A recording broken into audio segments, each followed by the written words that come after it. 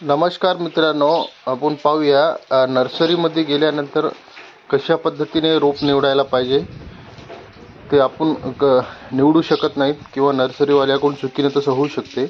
आपण गेल्यानंतर नर्सरीमध्ये जातो आणि प्रत्येक स्ट्रे हा 100चा असतो, 50चा असतो, त्या हिशोबाने आपल्याला ते देतात। पण प्रत्येक स्ट्रेमध्ये काही बाद असते, याच्यामुळे आपल्याला आपलं नुकसान होऊ शकते। बघा, हे इथं एकदम छोटं रोप आहे, त्याला सुद्धा ग्राही धरलेला असेल, त्यामध्ये त्याची किंमत धरली असते।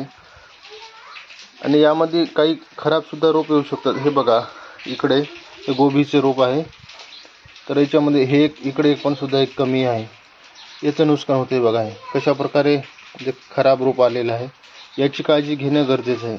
नर्सरीत गेल्यानंतर स्वतः पाहून घेणं आपलं एकदम गरजेचं असते। हे बघा, इथं पण एकदम कमकुवत रोप आपल्याला मिळालेलं आहे, हे पाहून घेणं गरजेचं आहे। प्रत्येक काडी ना काडी स्वतः मुपून घेणं गरजेचं असते।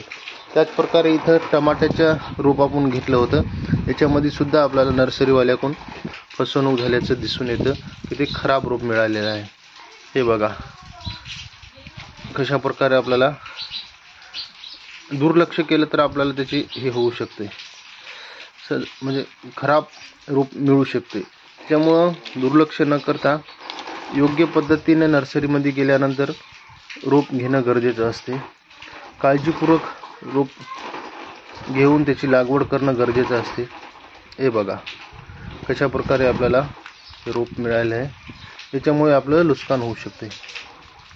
एकतर इथे ही काडी तुटलेली आहे, हे काड्या तुटलेल्या आहेत अशा पद्धतीने, आणि फार मोठं रोप दिलेलं आहे, हे लागल किंवा न लागल काही सांगता येत नाही।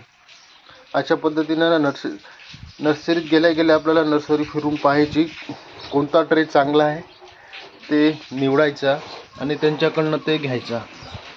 ते जे सांगतात ते घ्यायचं नाही, आपल्याला जे आवडतं ते ट्रे घ्यायचा। हे बघा, इथे मिरच्याचं रोप आपल्याला तोडलेलं भेटलं। ट्रान्सपोर्टिंगच्या वेळेस सुद्धा आपल्याला चांगला खोका किंवा दुसरं काही घ्यायचं, त्यातून ते आणायचं। वेगवेगळ्या रोपं आपण घेत असताना जाणीवपूर्वक लक्ष देऊन चांगल्या पद्धतीने निवड करणं गरजेचं आहे। माहिती छोटी आहे, पण परत आपल्याला याचं फटकारा बसू नये यासाठी आपण व्हिडिओ बनवत आहे। तुम्ही नवनवीन माहिती पाहण्यासाठी आमच्या चॅनलला सबस्क्राईब करा। सबस्क्राईब केले नसेल तर बेल आयकॉन ऑन करा आणि प्रत्येक ग्रुपमध्ये जो व्हिडिओ चांगला वाटतो तो शेअर करा। आपण शेतीविषयी पूर्ण अपडेट देण्याचा प्रयत्न करत आहोत। जे आपल्याला सहजरित्या माहिती उपलब्ध होते ते आपण संपूर्ण माहिती देण्याचा प्रयत्न करत आहोत। हे बघा, कशा प्रकारे आपल्याला हा रोप विषय काही सांगता येत नाही, लागल का नाही ते, त्यामुळं चांगल्या पद्धतीचं रोप घेणं गरजेचं आहे आणि ते लागवड करणं सुद्धा गरजेचं आहे। रोप घेताना ह्याची काळजी घेणं फारच अनिवार्य आहे। धन्यवाद।